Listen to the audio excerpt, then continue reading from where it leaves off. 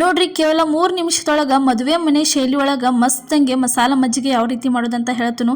ಇವಾಗ ಬ್ಯಾಸಿಗಂತೂ ಚಾಲೋ ಆಯ್ತು, ದೇಹಕ್ಕೆ ಏನ್ರ ತಂಪು ಬೇಕನ್ನಿಸ್ತಿರ್ತೈತಲ್ಲ, ಅವಾಗ ಈ ರೀತಿ ಮಸಾಲ ಮಜ್ಜಿಗೆ ಒಮ್ಮೆ ಟ್ರೈ ಮಾಡಿ ನೋಡ್ರಿ.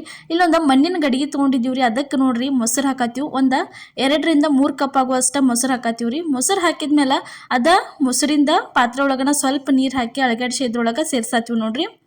ಈ ಥರ ಮಣ್ಣಿನ ಗಡಿಗೆ ಒಳಗೆ ಮಾಡ್ಕೊಂಡು ಕುಡಿದ್ರೆ ಮಜ್ಜಿಗೆ ಅಂತೂ ಭಾರಿ ಟೇಸ್ಟ್ ಅನ್ನಿಸ್ತಾವ್ರಿ. ಯಾವಾಗಲೂ ತಂಪು ಉಳಿತಾವೆ ಸ್ವಲ್ಪ. ಇಲ್ಲಿ ನೋಡ್ರಿ ಸ್ವಲ್ಪ ಕಡಗೋಲ್ ತೊಗೊಂಡ ಈ ರೀತಿ ಎಲ್ಲ ಕಡಿಬೇಕ್ರಿ ಅದನ್ನು.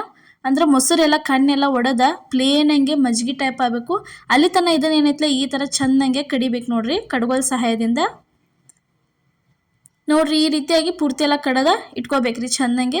ಫಸ್ಟ್ ಟೈಮ್ ನಮ್ಮ ವಿಡಿಯೋ ನೋಡ್ತಿದ್ರೆ ಮಿಸ್ ಮಾಡಲಾರ್ದ ಪ್ರಿಯಾಸ್ ಕಿಚನ್ಗೆ ಸಬ್ಸ್ಕ್ರೈಬ್ ಮಾಡಿರಿ. ಇನ್ನೂ ಹಲವಾರು ರೆಸಿಪಿಗಳನ್ನ ನಮ್ಮ ಚಾನಲ್ ಒಳಗೆ ಹಾಕಿದ್ದು, ಒಂದು ಸರ್ತಿ ಹೋಗಿ ಅಷ್ಟು ಎಲ್ಲ ವಿಡಿಯೋಸ್ಗಳನ್ನ ನೀವೇನೈತ್ಲ ನೋಡ್ಕೊಂಡ ಬರ್ರಿ. ಇವಾಗ ನೋಡ್ರಿ ಅಷ್ಟು ಎಲ್ಲ ಚೆಂದಂಗೆ ಕಣ್ಣೆಲ್ಲ ಹೋಗೈತಿ. ಮಜ್ಜಿಗೆ ಕಡದ ಇಟ್ಕೊಂಡಿದ್ದೀವಿ. ಇದಕ್ಕೆ ಒಂದು ಈರುಳ್ಳಿ ಕಟ್ ಮಾಡಿದ್ವಿ, ಅದನ್ನು ಸೇರ್ಸಾತೀವ್ರಿ.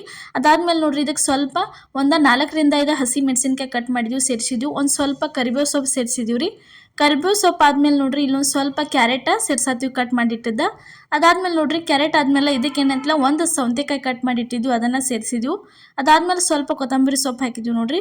ಕೊತ್ತಂಬರಿ ಸೊಪ್ಪು ಆದ್ಮೇಲೆ ಇದಕ್ಕೆ ಏನೈತಲ್ಲ ಸ್ವಲ್ಪ ಏನೈತಲ್ಲ ರುಚಿಗೆ ತಕ್ಕಷ್ಟನ ಉಪ್ಪು ಹಾಕ್ಬೇಕು ನೋಡ್ರಿ. ಈ ಥರ ಉಪ್ಪು ಹಾಕಿದ್ರಿ ಅಂದ್ರೆ ಮುಗೀತು. ಕೆಲವೊಬ್ಬರು ಸಕ್ಕರೆ ತಿಂತಿರಂಗಿಲ್ಲ, ಅದಕ್ಕೆ ನಾವೇನೈತಲ್ಲ ಸಕ್ಕರೆ ಯೂಸ ಮಾಡಿಲ್ಲ. ಈ ರೀತಿ ರೆಡಿ ಮಾಡಿದ್ವಿ ನೋಡ್ರಿ. ಈ ಥರ ಏನೈತಲ್ಲ ಪೂರ್ತಿ ಎಲ್ಲ ಚೆನ್ನಾಗಿ ತಿರುವಾಡ್ಕೋಬೇಕ್ರಿ ಇದನ್ನು. ನೀವು ಸ್ವಲ್ಪ ಏನ್ರಿ ಸ್ವೀಟ್ ಬೇಕಾತಂದ್ರೆ ಇದಕ್ಕೆ ಏನೈತಲ್ಲ ನೀವು ಸಕ್ಕರೆ ಯೂಸ್ ಮಾಡ್ಕೋಬೋದ್ರಿ. ನಾವು ಸಕ್ಕರೆ ಯೂಸ್ ಮಾಡಿಲ್ಲ, ಈ ಥರ ಮಾಡಿದ್ವಿ ನೋಡ್ರಿ. ಯಾವುದೇ ರೀತಿ ಬೆಳ್ಳುಳ್ಳಿ ಏನೂ ಯೂಸ್ ಮಾಡಿಲ್ರಿ, ಏನೂ ಯೂಸ್ ಮಾಡ್ಲಾರ್ದನ ಇಷ್ಟ ಸಿಂಪಲ್ಲಾಗಿ ಮಸ್ತಂಗೆ ಮಸಾಲ ಮಜ್ಜಿಗೆ ನಾವು ಮಾಡೇ ತೋರಿಸಿದ್ವಿ ನೋಡ್ರಿ. ಈ ಥರ ಮಜ್ಜಿಗೆ ಅಂತೂ ರೆಡಿ ಆಯ್ತು ನೋಡ್ರಿ.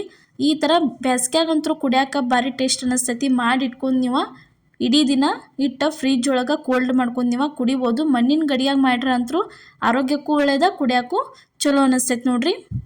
ಇವತ್ತು ನಾವು ಮಾಡಿದಂಥ ಈ ಮಸಾಲ ಮಜ್ಜಿಗೆ ರೆಸಿಪಿ ನಿಮ್ಗೆ ಇಷ್ಟ ಆಗೈತೆ ಅನ್ಕೋತೀನಿ. ಇಷ್ಟ ಆಗಿದ್ರೆ ಮಿಸ್ ಮಾಡಲಾರ್ದ ಲೈಕ್ ಮಾಡಿ, ಶೇರ್ ಮಾಡಿ, ಕಮೆಂಟ್ ಮಾಡಿರಿ. ಅದೇ ರೀತಿ ಸಬ್ಸ್ಕ್ರೈಬ್ ಮಾಡಿರಿ ನೋಡ್ರಿ. ನಮ್ಮ ರೆಸಿಪಿನ ನಿಮ್ಮ ಫ್ಯಾಮಿಲಿ ಮತ್ತು ನಿಮ್ಮ ಫ್ರೆಂಡ್ಸಿಗೂ ಎಲ್ಲರಿಗೂ ಶೇರ್ ಮಾಡಿ, ಅವ್ರಿಗೂ ಸಬ್ಸ್ಕ್ರೈಬ್ ಮಾಡೋದಕ್ಕೆ ಹೇಳ್ರಿ. ಎಲ್ಲರಿಗೂ ನಮಸ್ಕಾರ.